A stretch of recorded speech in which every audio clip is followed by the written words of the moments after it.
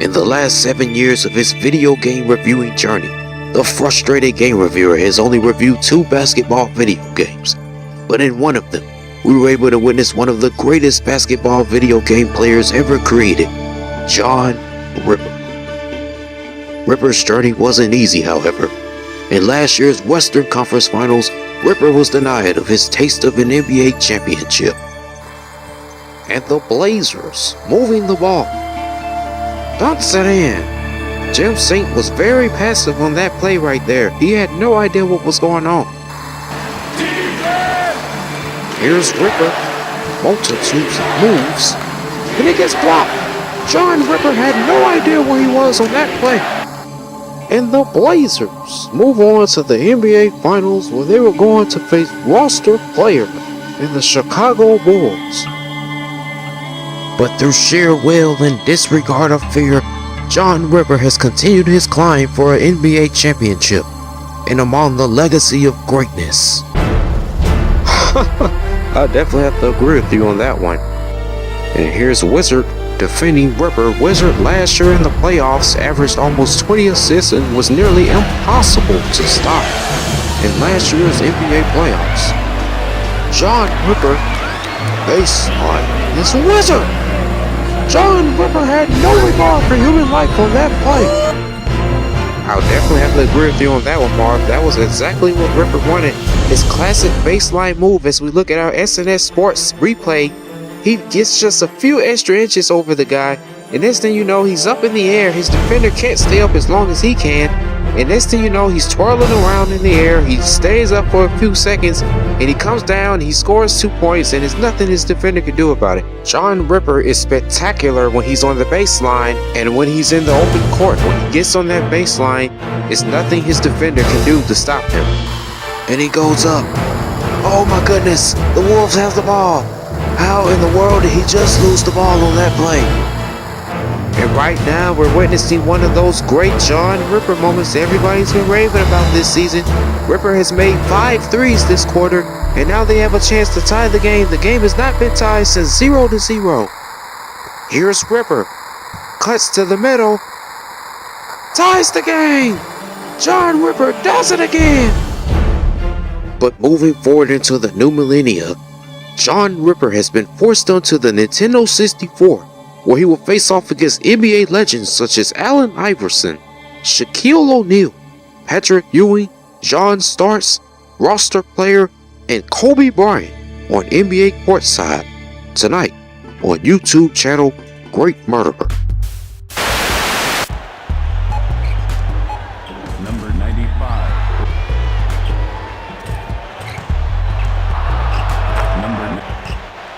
Number 95. Number 95.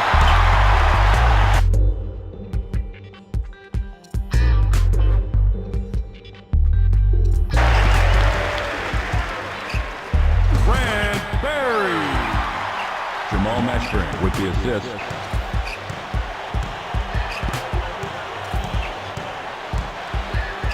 Number 95.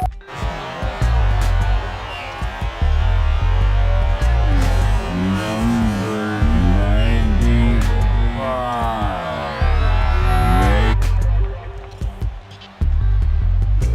95 makes the basket. John Ripper had no regard for human life on that play.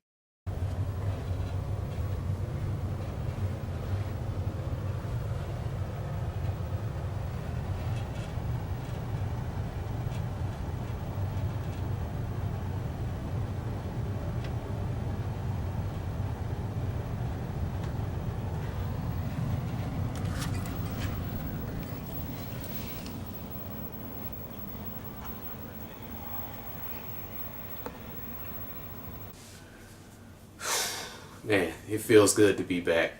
If there's anything I know that puts me in a good mood, it's the presence of a late 80s and early 90s video game. Just like NBA Courtside with Kobe Bryant. Now back in the 90s, it was easy for a lot of third-party video game companies to get sports title licenses from the NBA and the NFL. And that's why you saw so many basketball and football games back then, like Tecmo Bowl and, of course, the Madden series and Blitz And then in the NBA, you had NBA Showtime. You know, you had NBA Showdown '94 back in the Sega series. You know, then you had In the Zone, which was one of my favorite series. And then, you know, you had the NBA Courtside series as well. And the NBA Live, I mean, it was a lot of them. And, you know, the reason why you saw so many of those game companies back then able to get those because, you know, it was very easy. And what I thought was really weird was, you know, just the fact that an NBA player could have his own video game. I mean, you know, sure, it made sense back then when you think about it. You know, when you had Shaquille O'Neal entering a mythical fighting tournament to save some kid, and he's fighting a bunch of goblins and wizards and shit like that. I mean, as crazy as that shit and as frustrating as that shit was, it actually made sense he had that. And even with Michael Jordan, I mean, it even made sense that, you know, he would be in Chicago throwing basketballs and shit at mummies and ghosts and zombified entities and shit to save kids or whatever. He was in NBA players. It even made sense that he had to do that because they were all respective NBA superstars at the time, and of course they made a bunch of, you know, crap in media to, you know, basically exploit all they could off of them, and made a bunch of money, and that's what they got. But I always thought back in '98, because I remember when this game came out, I always thought it was kind of weird they had Kobe Bryant as like the head of the game. I mean, you know, sure, he became the Black Mamba and he became the great Kobe Bryant, you know, that we all know later on, but at that time, I mean, he wasn't even that good. I mean, he had made a lot of mistakes against the Utah Jazz. And I mean, hell, at that time, he wasn't even the Black Guardian snake. But, you know, eventually he became Kobe a few years later. And, you know, he developed his game and, you know, became a legend. But at the time, I didn't understand that. I guess Left Field Productions saw something I didn't see. But, you know, back in the day, we had Shaq give us frustrating ass controls and frustrate the fuck out of us. And Michael Jordan, you know, threw basketballs and shit at zombies. So, what could Kobe give us? Honestly, this is the best basketball game after NBA Live 95 and before NBA Live 06 to me, personally. I mean, people may throw NBA 2K 1, 2, and all those other games in there, but nah, I like this game way better. It's faster, it's more energetic in the gameplay, the transition, and I've been playing this game the last 20 years, and I still can't put down the controller. Like, I really love this game. It's addicting. And when you have the right player, of course, you know, and I created John Ripper on this game.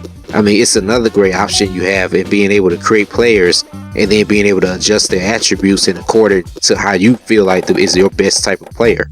I mean, this game really has a lot of different options, and you're going to have a lot of fun with it because of this. There are defensive sets, offensive sets, and you can run isolation plays for yours truly, of course, too. But there's major flaws that, you know, I do have to admit. And the one thing I hate is when you're battling for defensive rebounds and trying to get in the right position. I mean, it seems like you try to build, it seems like you're in the position to box them out.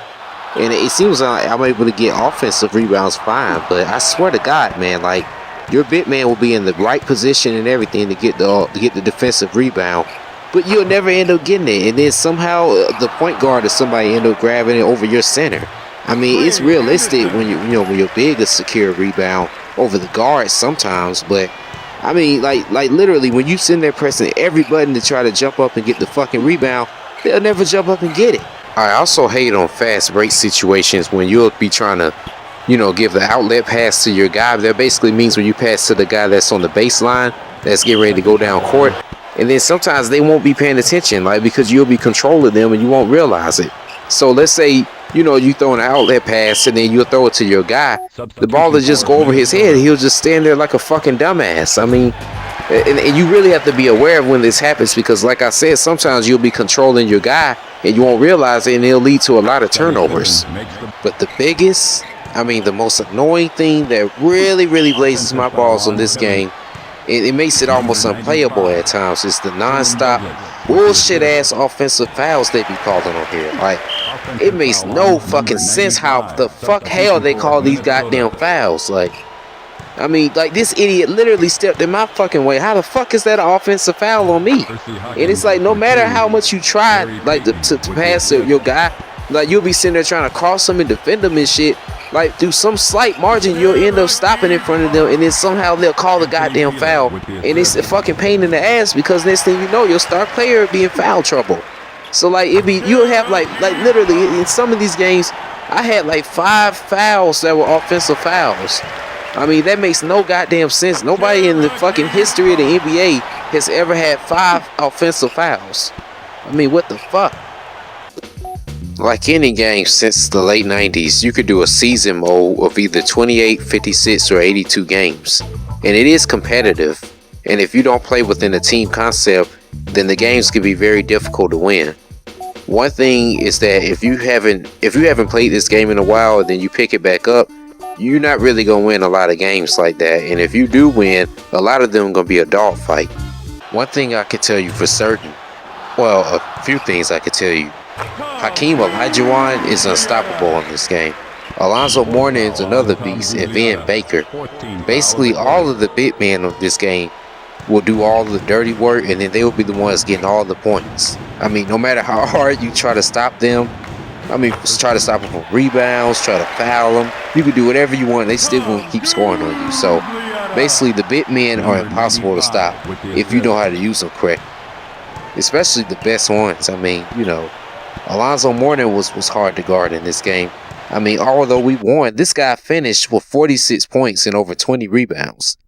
You know, and then one game before the playoffs, I played against Houston Rockets, and then they had Hakeem Olajuwon at that time, of course.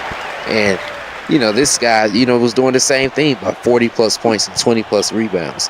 And then it was in the first round of the Western Conference playoffs. We had a lot of close games actually against Seattle. One of those games I hit a game-winning shot ripper.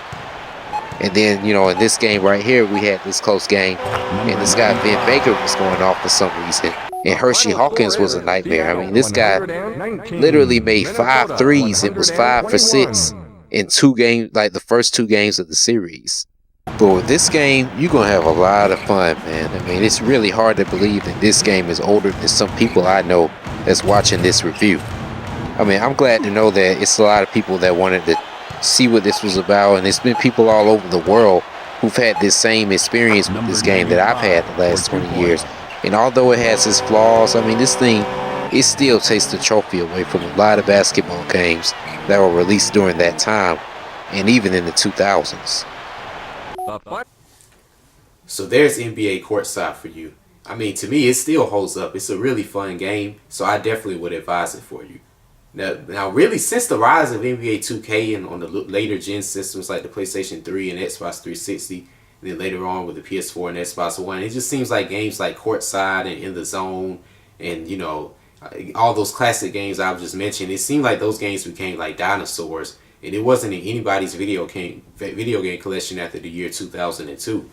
But, you know, that year, it actually was a sequel to NBA Courtside. You know, Courtside 2 with Kobe Bryant, and it was on the GameCube and the PlayStation 2, and then, you know, they had their version on the 64.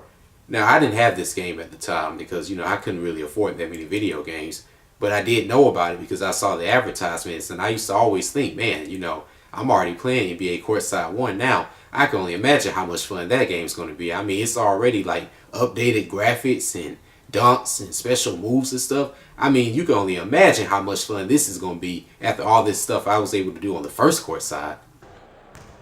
Yeah, this game sucks. It's just much slower, way more uncontrollable, and it's just not fun. I mean, nowhere near like the first Courtside. I remember seeing it, the GameCube version at a friend's house years ago, but other than that, I never really had any much memory with this game, and thank goodness I didn't. I mean, I guess at the time it was just so much hype between NBA 2K and NBA Live that it drowned out all of the other great basketball games like NBA Showtime and NBA In the Zone, and then, of course, Courtside. It just drowned all of them out in a typhoon that had all of these games stuck in the late 90s. And, you know, it's kind of sad when I think about it because, you know, I actually liked all those games, and I liked the competition that was allowed back then in the business market. I mean, it kind of gave everybody a chance to make their own video game to be released on the major platforms. I mean, you might have little small third-party games, which are cool, but it's better when you actually saw commercials for those games and you actually saw it being marketed. You know, it allowed for more competition. I mean, hell, in the last 8 years, 2K was the only basketball game that was on the market until Live recently came back out. But I mean, imagine if like just through some golden era, like just all of a sudden, you know, the fucking firmament cracked, and then all the water just flooded this whole realm of video games and shit. And then all of a sudden, it was just a new golden era, and it was like a video game crash, and it was just the resurgence of all these small third-party publishers being able to release commercials on TV and on the internet, and you'll see, shit like you was seeing like 20 years ago, but everybody's having an opportunity to be released on like some type of major platform.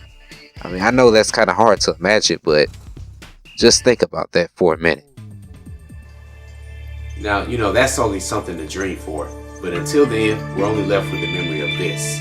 Now, I'm going to be honest, I'm kind of glad I was too poor to afford, a lot of video games back then. Because on the PlayStation 2, a lot of those games were $60 when they came out. And, just like they are now. And for somebody that's 11 and 12 years old, 60 was like $1 million. So it was like, forget it. I had to just pretty much have fun with whatever games I had. But I have to be honest, I'm really glad I never really had that experience of growing up and playing this. Because that kind of would have ruined my whole perception of NBA Courtside, because honestly, with the first one, I mean, all the classic games I had with John Ripper and all the amazing seasons and unforgettable dunks and crossovers I've done, game-winning shots. I mean, to me, that tops any type of dynasty mode or career mode or arcade or whatever you could do on Courtside too. I mean, it trumps that any day. So, I mean, I'll always recommend the very first Courtside. To me, that's one of the best basketball video games of all time. And, I'll be able to play that game any day of the fucking year or whatever, regardless how old I am or whatever. But that was pretty much NBA Courtside for you, and I will see you guys for the next review.